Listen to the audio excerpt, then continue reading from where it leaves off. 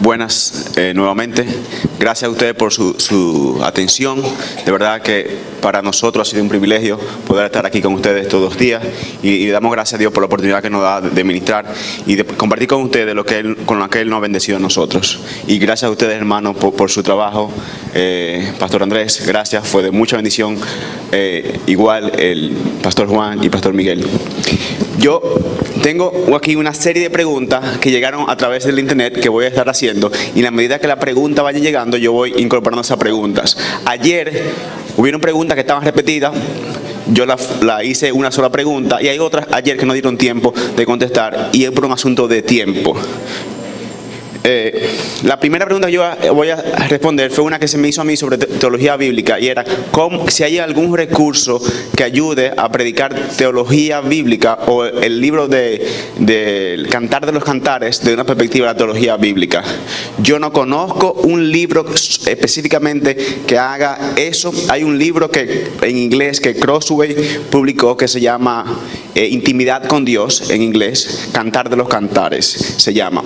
Pero Goldsworthy tiene un libro que se llama Estrategia Divina, que toca la teología bíblica y el tema de la literatura de poesía. No hay un libro que yo conozca, quizás lo pueda haber, pero lo mejor es conocer la Biblia y ver como la unidad como un todo, y eso lo va a ayudar en la medida que usted vaya predicando esas literaturas. Entrando a la pregunta, ya tengo aquí. Y voy con una pregunta de internet y quizá vaya saltando de tema en tema, porque la pregunta la vamos haciendo a la medida que van llegando. Pastor Juan, sobre el tema de la unidad en la iglesia, ¿cómo puedo mantener yo la unidad en la iglesia cuando personas en mi iglesia están escuchando tantos predicadores diferentes en el internet? Bueno, depende de quién están escuchando. Depende de quién están escuchando. ¿Se escucha? No se escucha el micrófono. Eso ya. Depende de cuáles pastores están escuchando. Ok. No es malo escuchar otros. No es malo escuchar otros predicadores. Yo escucho otros predicadores. Lo que es necesario es unirse con iglesia, someterse a ese liderazgo y entender, como dijo Andrés, que estamos unidos, discipulando unos a otros y nos sometimos unos a otros. El problema es si uno está escuchando pastores que es una doctrina extraña, una doctrina diferente, entonces nosotros estamos tratando de contra el liderazgo tratar de introducir una doctrina diferente o algo así, que nosotros realmente somos el problema en la iglesia. Si llegamos a una tendencia diferente, una enseñanza diferente de la iglesia, tenemos que reunirnos con el pastor o los pastores y hablar sobre esos temas. Y si llegamos a un lugar que la doctrina es tan diferente, tenemos que unirnos con una iglesia diferente. Pero no es malo escuchar otros predicadores. Lo que es malo es tratar de causar divisiones por las enseñanzas. Pero lo importante es someternos a Cristo, y Cristo está liderando su iglesia por pastores local, someter al liderazgo y someter unos a otros. Ok, gracias. Esta pregunta es relacionada a la membresía, también a la disciplina. Pastor Juan, ¿cómo puede una persona rescatar o aportar a la disciplina de un amigo personal que no es miembro de su iglesia? Por ejemplo, yo soy miembro de una iglesia diferente en Austin a la suya, pero un amigo quiere ayudarme a mí a disciplinarme, pero no es miembro de mi iglesia. ¿Hasta qué punto puedo hacer eso? Bueno, someterse bajo de una iglesia es someterse bajo Cristo y el liderazgo, y esa iglesia tiene la responsabilidad de rescatar a ese hermano. Pero yo, como amigo y hermano de una persona, yo no voy a disciplinar a esa persona porque yo no lo puedo expulsar de una iglesia. Porque usted no es iglesia. Sí, pero yo puedo tratar de rescatar a esa persona como hermano, y realmente estamos hablando de diferentes temas y realmente lo que estamos hablando es acerca del Evangelio. Estamos aplicando el Evangelio en diferentes lugares. Por ejemplo, ¿qué es la disciplina? Es aplicando el Evangelio cuando uno se está alejando. ¿Y qué es el discipulado? Aplicando el Evangelio para lograr crecimiento. ¿Qué es consejería? Es aplicando el Evangelio a diferentes temas o crisis. Ok, gracias. Aquí yo tengo una lista de preguntas que hizo una persona, pero por un asunto de tiempo vamos a tomar una, si podemos volvemos a las otras. Pastor Miguel, si una persona que estuvo involucrada en pornografía confiesa ese pecado, va a sus líderes y esa persona es llevada por un proceso de disciplina y restauración, ¿puede esa persona está descalificada para servir en un ministerio cristiano? No, realmente yo creo que tendríamos que conocer la historia un poco mejor, pero en sentido general, no, esa persona es tratable en términos espirituales y restaurable en términos espirituales. Yo creo que necesitan aquellos líderes que estuvieron involucrados con él poder dar una recomendación de hasta donde ellos entienden que ha habido un arrepentimiento verdadero y una restauración verdadera de este individuo. Pero no creo que sea un pecado que lo descalifique para siempre su involucramiento en pornografía. Okay. Yo quiero que Andrés trate esta pregunta también, porque okay. él habló sobre los líderes. Sí, no porque él haya pasado por eso. No, okay. Y las calificaciones. No. Porque él trató Timoteo 1. Okay. Él trató Timoteo 1 y el pastor Andrés se está poniendo rojo. Sí. Necesita sol. Pero eso es yo estoy de acuerdo contigo cuando hablaste de irreprochable, y creo que eso es el punto clave. ¿Qué usted dice? Por favor. Sí, yo lo que pienso es que la palabra irreprensible es la respuesta. Cuando alguien que hasta ahora ha sido irreprensible ya no lo es por lo que ha hecho, pues como mínimo tiene que recuperar ese carácter de ser irreprensible, que según su ministerio y según la gravedad de los hechos puede tardar más tiempo o menos tiempo en demostrar que ahora vuelve a ser irreprensible. Pero cuando alguien pierde su irreprensibilidad, necesita evidentemente un tiempo de restauración y de demostrar su arrepentimiento. Pero yo no, igual que ha dicho el Pastor Miguel, yo no descartaría. Creo que la Biblia no dice que alguien así haya cometido el pecado imperdonable y que hasta la muerte ya no pueda volver a servir al Señor.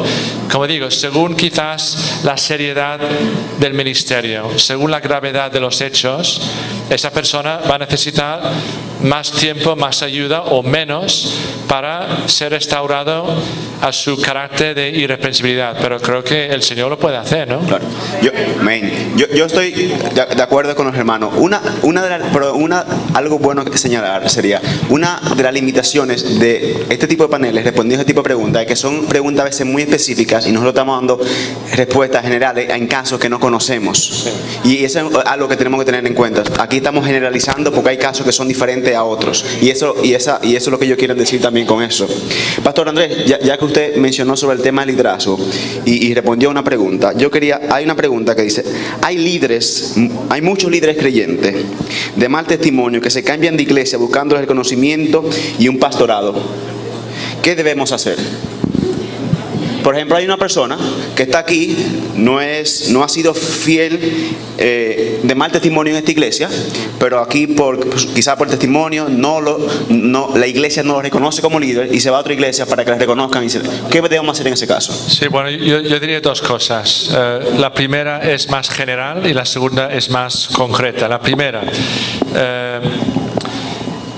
cualquier persona que venga a nuestra iglesia, sea líder o no, deberíamos intentar ponernos en contacto con la iglesia de la que ha salido por una cuestión de cortesía o de respeto, si no es por otra cosa. Creo que no debemos aceptar a nadie, ni como miembro ni como líder, menos sin primero ver de dónde ha venido y qué dicen los líderes de la iglesia de la que ha salido. Creo que eso deberíamos practicarlo más de lo que lo hacemos.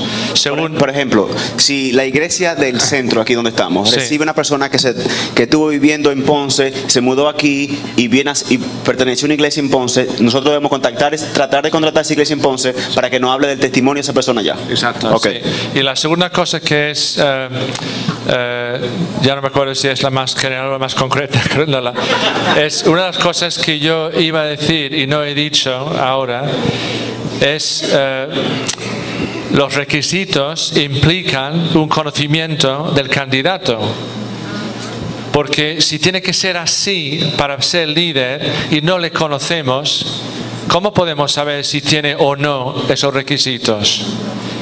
Yo creo que tiene que haber un procedimiento de conocer al candidato, sobre todo cuando no es alguien de dentro de la propia iglesia, sino de otra iglesia. Creo que con más cuidado tenemos que intentar saber si este hermano tiene o no tiene los requisitos necesarios. Gracias. Hay varias preguntas de recursos. Esa pregunta no la podemos responder aquí. Hay un listado, cada uno de nosotros, de los diferentes temas, dimos una lista de libros. Los hermanos la tienen allá detrás en las mesas y también al final de esta sección estarán puestos aquí en la pantalla. Pastor Miguel, aquí hay una pregunta con respecto a la idea del cristiano carnal. ¿Existe eso? No. No.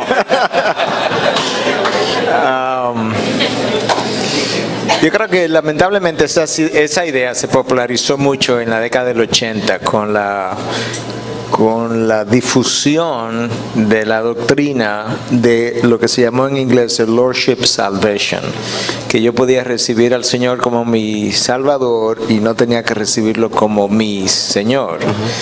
Y lamentablemente el teólogo que estuvo más detrás de eso fue Ryrie en esa época, y yo recuerdo mucho la controversia entre él y MacArthur en su momento. Pero literalmente o somos cristianos o no somos. Eso no quiere decir que un cristiano no pueda cometer un pecado de la carne. Eso creemos que la historia está ahí para probarlo. Pero el hecho de vivir carnalmente y luego decir, sí, él es cristiano, lo que pasa es que no ha dado frutos. Bueno, Cristo dijo, por sus frutos los conoceréis. Y pensando en eso, entonces, con una pregunta que respondió el pastor Birch ayer de una forma muy apropiada, pero para usar una ilustración simplemente, como yo veo quién es o no es un cristiano, para hablar de eso, y con eso termino. Yo pienso en un cristiano que ha nacido, alguien que ha nacido de nuevo de la misma manera. Soy médico y por eso la analogía de alguien que ha nacido de una madre. Ese niño a la hora o 2 horas, a veces antes, está gritando porque tiene hambre. Él quiere leche. Bueno, el que ha nacido de nuevo le da hambre por la palabra. Número 2, ese niño comienza a crecer y a los 2 meses, 3 meses ya pesa más y está creciendo. Un cristiano, una persona que ha nacido de nuevo está creciendo. Ese niño a los 3 o 4 años quiere juntarse con sus iguales. Él no quiere jugar conmigo, que tengo 55 años. Él quiere jugar con sus amigos de 3 o 4 años. Esa persona nacida de nuevo quiere juntarse con cristianos ahora, que tienen nuevos deseos, intereses y metas y demás, y no tiene toda una caterva de amigos carnales y mundanos, porque él no salió de ese mundo. No es que no pueda tener alguno de esos amigos, pero él no vive inmerso en eso. Y finalmente, cuando vemos un niño hijo de un carpintero, él tiene un martillo en la mano. Si es hijo de un médico, lo vemos con un estetoscopio en la mano. Él quiere hacer lo que su padre hace, y de esa misma manera el cristiano que ha nacido de nuevo y está dando fruto, él quiere hacer lo que su padre hace. Amén. Y yo creo que eso para mí es como una buena analogía. Gracias.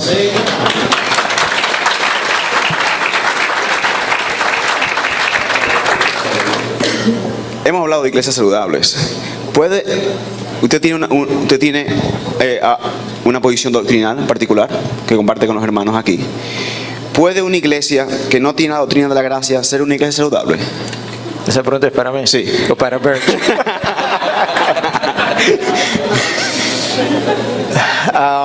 Yo lo voy a responder de nuevo de esta misma manera. ¿Puede un niño de 1 año de edad estar saludable?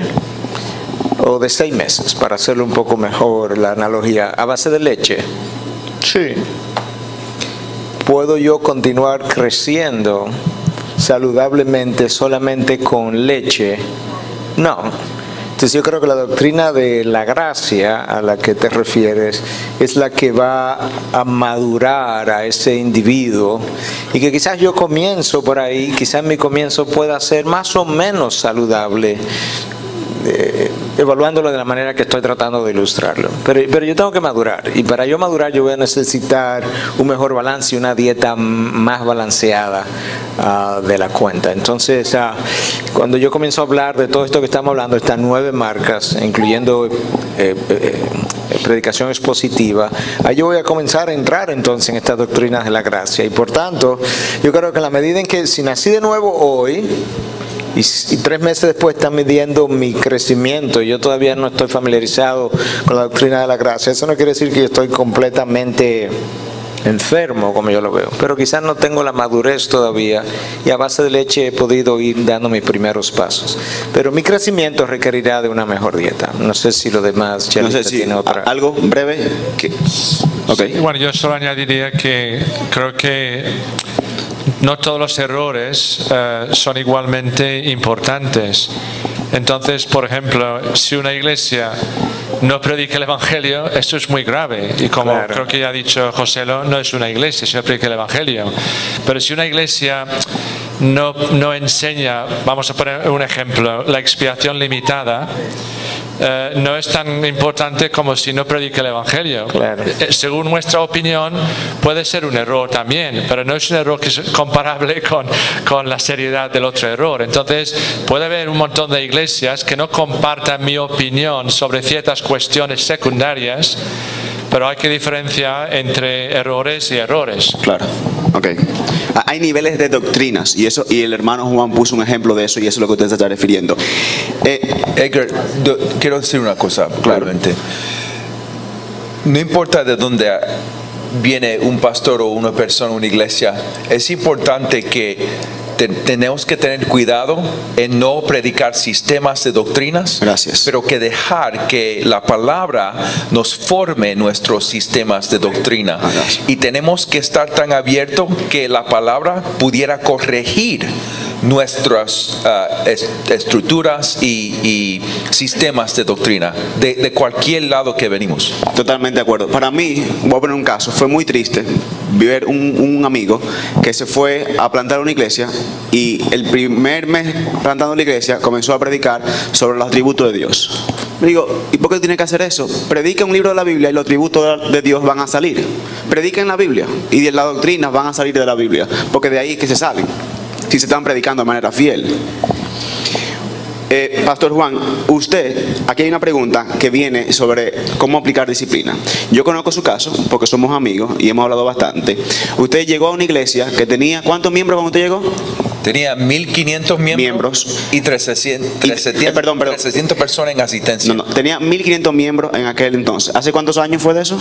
8,5. Hace 8,5. ¿Cuántos miembros tiene hoy día? 530. 530, tiene 1,000 menos. ¿Cuántas personas asistían cuando usted llegó? 350. 300. ¿Cuántos asisten hoy día? 708. Se redujo la membresía, se duplicó la asistencia. Usted tenía personas que eran miembros de la iglesia, pero que nadie la conocía en la iglesia y que nunca habían ido.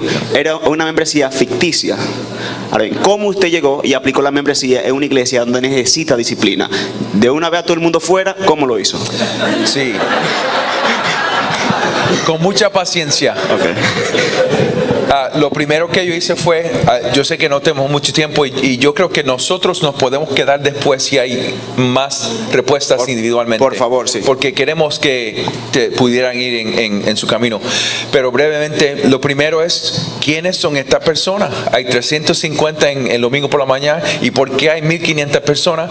Así que comenzamos con una campaña de llamar por teléfono todas las personas y había muchos que, yo no solo, pero la iglesia, un equipo, liderazgo, y quitamos primero que ya había muerto. Ese fue un paso fácil. No disciplinar a los muertos. No. Eso fue un paso fácil. Después de la campaña, y eso fue bueno porque habían algunas personas que estaban asistiendo en otras iglesias y eran fieles, y los bendicimos y dijimos sigan allá. Después otro paso, cartas a todas las personas que teníamos dirección pero no sabíamos quién era. Ese era otro paso. Entonces fue paso por paso, unos cuantos años, que nos cogió como 5 o 6 años a llegar a 500 miembros. O sea que fue un proceso. Sí. No fue llegamos, disciplina, un mes, listo. No. Okay. Membresía estaba así y la asistencia abajo, y el proceso por años llegó así y ahora está así. Gloria a Dios. Pastor Birch, hay una pregunta. Si la palabra de Dios es la misma, si se habla de predicación de la Biblia, ¿por qué hay tanta contienda por la misma palabra si es una misma palabra? Sí. Cuando es una pregunta difícil ellos se ríen, ¿se ha dado cuenta de eso? Bueno, creo que la respuesta evidente es por interpretaciones subjetivas de nosotros. Y entonces puede ser porque alguien a lo mejor no esté aplicando una interpretación correcta de la Biblia. Puede ser por, yo qué sé, una diferencia de madurez. Es decir, todos estamos en un proceso de crecimiento, ¿no? En conocimiento de la palabra de Dios, o debería ser así. Entonces, quizás haya a veces diferencias por las diferentes etapas en las que están los que no están de acuerdo. Es decir, alguien que lleva más tiempo, pues quizás haya crecido más que alguien que lleva menos tiempo en la fe. Pero yo creo que en el fondo es una cuestión de una sana hermenéutica bíblica. Esa es la clave. Tenemos que saber cómo interpretar la palabra de Dios, porque también las sectas pseudo-cristianas pretenden basarse en la Biblia, pero le dan una interpretación fuera de contexto, sin tener en cuenta otras enseñanzas. Entonces yo creo que tenemos que aplicar rigurosamente una buena interpretación de la Biblia. Gracias. Y recuérdense que nosotros tenemos una responsabilidad, no delante solamente de la iglesia, sino delante de Dios cuando interpretamos su palabra, porque es su palabra. Y nosotros honramos o deshonramos el nombre de Dios cuando interpretamos y leemos su palabra. O sea, es algo serio. La hermenéutica tiene consecuencias eternas en la vida de las personas. Pastor Núñez, este no fue su tema, fue el pastor Roselo, pero yo sé que su iglesia ha trabajado mucho y usted ha pensado mucho sobre el tema de evangelismo. Sobre evangelismo, ¿qué método bíblico de evangelismo? ¿Existe tal cosa, un método de evangelismo? Yo no creo que hay un método de evangelismo, yo creo que hay un evangelio y luego múltiples formas de compartir ese evangelio. Y la historia incluso está ahí para mostrarnos eso. Yo creo que está el evangelismo que se hace uno en uno, está el evangelismo que se hace a veces desde un púlpito y toda una habitación como esta está llena de personas. Han habido campañas evangelísticas en el pasado donde habían miles de personas presentes y un mensaje evangelístico que se comparte. Yo creo que es el evangelio que es uno, y luego conforme al momento, el lugar, el momento histórico, incluso las campañas evangelísticas prácticamente pasaron ya de moda, si pudiéramos usar el término, y yo creo que estamos haciendo más evangelismo hoy en día con plantación de iglesia. La iglesia local entonces se encarga de evangelizar localmente el área que le queda alrededor, y esa campaña donde yo participé en alguna de 50,000 personas en un estadio en un momento dado ya han quedado más atrás hoy en día. De manera que el evangelio es uno y el no comprometible. Las metodologías varían y cambian. Gracias. Hay varias preguntas que yo vi. Yo hablé del tema de teología bíblica esta mañana. La pregunta Nosotros queremos también no solamente responder la pregunta, sino responderlo con un espíritu la pregunta. Nosotros queremos que las respuestas nuestras sean de edificación para ustedes y para las personas que están escuchando. Nosotros no queremos usarlo como una espada para herir a nadie ni para pelear con nadie. A una de las preguntas que se hace, ¿por qué las personas no explican el tema del tabernáculo como se habló esta mañana aquí? Bueno, yo no lo sabía hasta que yo a unos años estudié el tema. Y yo, por la gracia de Dios, estudié el tema y tengo años estudiando el tema. Ahora bien, se puso aquí, hay un libro que trata sobre el tema de teología bíblica. La idea es que nosotros podamos edificar a uno y no culpar a las personas que no lo han hecho en el pasado. Muy bien.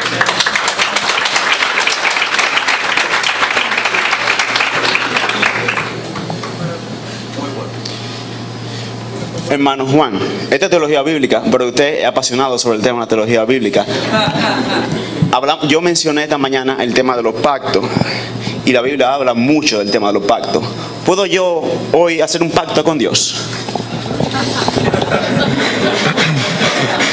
No de la manera de como habla la Biblia de la historia redentora. No de esa manera.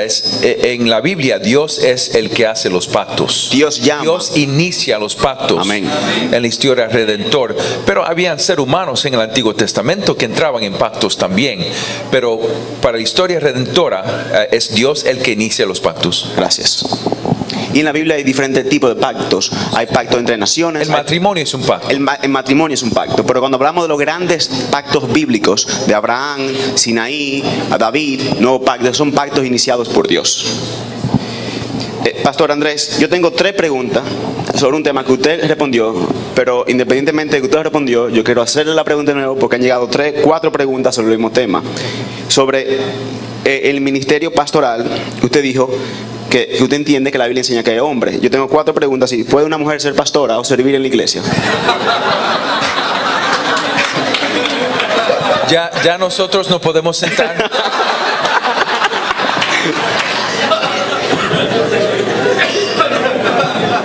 Tiene 7 minutos. Me están pasando aquí. Muchas gracias, nos vemos. Bueno, creo que muchos de ustedes sabrán que, aunque pueda haber muchas posturas sobre este tema, creo que más o menos todas vienen a ser una de 2 posturas principales, ¿no? Hay una postura que es que el hombre y la mujer son iguales en todos los sentidos y por lo tanto las mujeres pueden ser pastoras igual que los hombres lo pueden ser sin ninguna diferenciación, porque no hay diferenciación entre los 2 sexos según la palabra de Dios. Esta es una postura, no es la que yo suscribo. Entonces yo creo que el hombre y la mujer son iguales como imagen de Dios, creación de Dios, son iguales en dignidad, son iguales en derechos humanos, son iguales en la salvación si son creyentes. Es decir, hay una serie de cosas que son claramente iguales para el hombre y la mujer, pero yo entiendo que la Biblia enseña un liderazgo masculino, aunque no me gusta esa palabra en este contexto, pero un liderazgo de hombres tanto en el hogar como en la iglesia. Yo sé que hay argumentos aparentemente bíblicos que cuestionan lo que yo estoy diciendo, pero cuando hay aparentes contradicciones o diferentes teorías, creo que lo que uno tiene que intentar hacer es preguntarse cuál de las teorías propuestas encaja mejor con la globalidad de la enseñanza de la Biblia. Y yo entiendo que aunque yo reconozco que hay textos difíciles para mi postura, creo que hay más todavía para las otras posturas y por lo tanto, pero creo que en estas cuestiones tenemos que ser primero sensibles con un amor cristiano hacia los que no comparten nuestra opinión.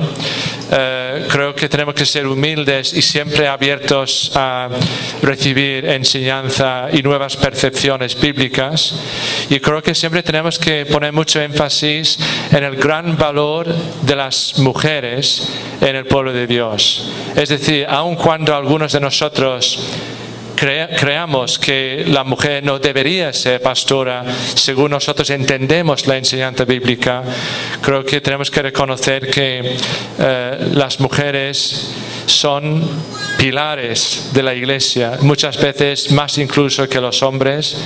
Las mujeres, hay pocas cosas que las mujeres quizás no pueden hacer, y hay miles de cosas que sí pueden hacer y hacen a veces mucho mejor que los hombres. Entonces, en ningún sentido estamos, o yo estoy quitándole valor en absoluto a las mujeres, solo que hoy por hoy yo entiendo ese concepto de que las mujeres y los hombres se complementan. Son diferentes, somos diferentes, no solamente físicamente, también en otros sentidos. Dios nos ha hecho así y por lo tanto Él ha diseñado los dos sexos para quizás cumplir ciertas funciones de forma distinta, tanto en la vida como en la iglesia. Pero lo digo con mucho respeto por los que tienen otra manera de verlo. No, gracias, y aprecio su espíritu. Pastor Núñez, ¿tiene algo que añadir?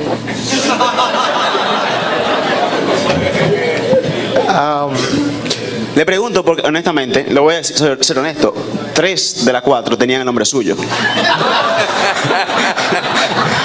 El pastor Birch, yo creo que ha dado criterios muy buenos, pero una de las cosas que él mencionó es que yo tengo textos que si lo voy a tomar seriamente me van a crear más problemas tratando de incluir a la mujer dentro del pastorado. Por ejemplo, la palabra de Dios nos dice, Pablo escribe, dice, no permito que la mujer enseñe o ejerza autoridad sobre el hombre.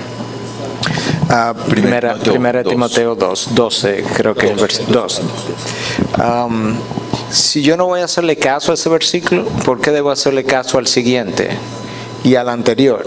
Y si no le voy a hacer caso a esos versículos, ¿por qué le voy a hacer caso al capítulo? Y si no le voy a hacer caso al capítulo, ¿por qué le voy a hacer caso al libro? Y si no le voy a hacer caso al libro, ¿por qué le voy a hacer caso al Nuevo Testamento? Y si no le voy a hacer caso al Nuevo Testamento, ¿por qué le voy a hacer caso al Antiguo Testamento? Entonces yo abro una caja de Pandora cuando yo comienzo a ignorar textos tan claros como eso. Y luego el patrón, Adán fue creado primero, fue puesto sobre el huerto, recibió las instrucciones. Los profetas del Antiguo Testamento fueron todos masculinos, los apóstoles fueron todos masculinos. Cuando Dios se reveló como Dios Padre. Cuando Dios nos envió un mensajero, el último mensajero nos envió a su Hijo. Y así sucesivamente. Cuando Dios estableció la familia, estableció al hombre como cabeza. Dice que el hombre es cabeza de la mujer, de la misma manera que Cristo es cabeza de la iglesia. O sea, cuando nosotros abarcamos toda la teología bíblica y la ponemos en una balanza, yo creo que el peso de eso es enorme. Y entonces, si ignoro eso, hay muchas otras cosas que pierden todo su valor. Ok, un caso práctico. En su iglesia, ¿cuántos pastores hay? 8. 8 hombres. ¿Tiene mujeres sirviendo en la iglesia? Tenemos muchas mujeres sirviendo, pero no son pastoras. Claro, pero las mujeres son vitales en nuestra iglesia, como decía el pastor Birch. Nosotros no podríamos hacer la iglesia sin ellas, esa es la realidad. Amén. Gracias. Cambiando de pregunta, pastor. Vamos, por gracia, yo no me doy gracias a nosotros ahora también, vamos a seguir. Dice, concluyó el tiempo, pero yo me tomo un poquito de gracia de los hermanos aquí.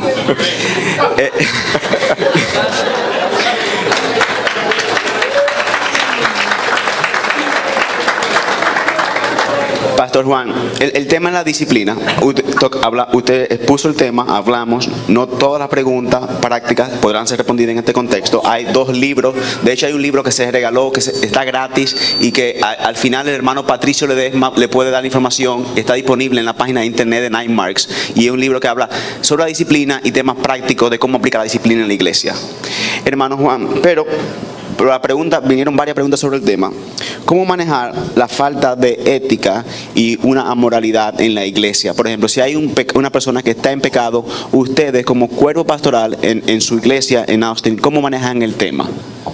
Bueno, depende si una persona se arrepiente o si no. Okay. Si una persona Respóndame por favor los 2 casos. Si una persona se arrepiente, por ejemplo, entonces inmediatamente comenzamos un proceso de restauración espiritual. Si una persona no se arrepiente, entonces tomamos los pasos en Mateo 8, por ejemplo. Mateo 18, gracias. Pero si es un pecado público, entonces comenzamos en 1 Corintios 5. Por ejemplo, si el gobernador de Texas es miembro de la iglesia de nosotros, que no es, pero vamos a decir, si es miembro de la iglesia de nosotros y él peca de tal manera que el mundo lo está mirando, inmediatamente lo tenemos que confrontar públicamente. Y si se arrepiente, entonces vamos a sugerir que pida perdón públicamente porque es una persona pública. Vamos a comunicar a la iglesia y vamos a tomar esos pasos.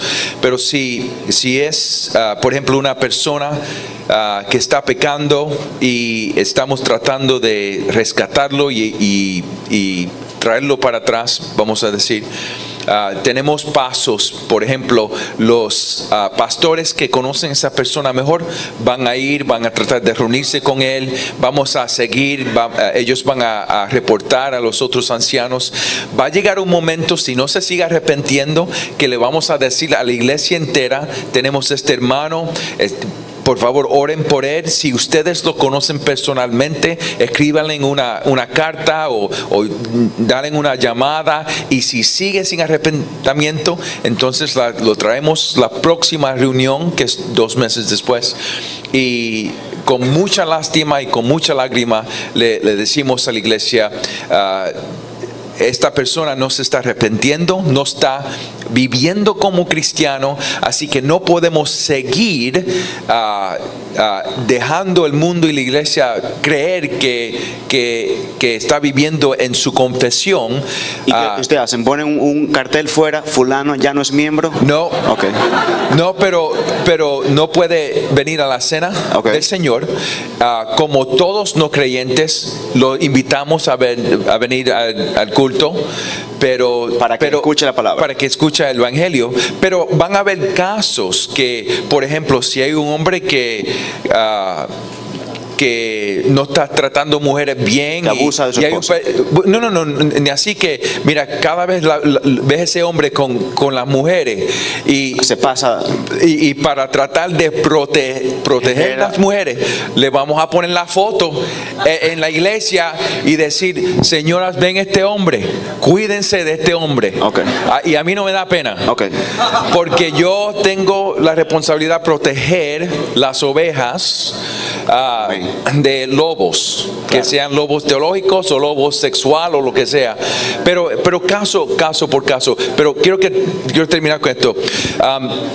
Los hombres, a la pregunta anterior, yo creo que como hombres nosotros tenemos que arrepentirnos de una falta de liderazgo. Y en las iglesias, en las casas igual como las iglesias, porque yo sé, en mi caso, mi esposa quería que yo fuera un líder, y oró por mí por 6 años hasta que pude entender. Pero una de los hay un crisis en la iglesia de liderazgo de hombres, así que ese es otro tema que quiero sugerir también. Sí. Bueno, gracias a ustedes, gracias por su atención, por su paciencia, y yo quiero invitar al pastor Gadiel y que ore y diga qué hacemos ahora en adelante. Que no se vaya.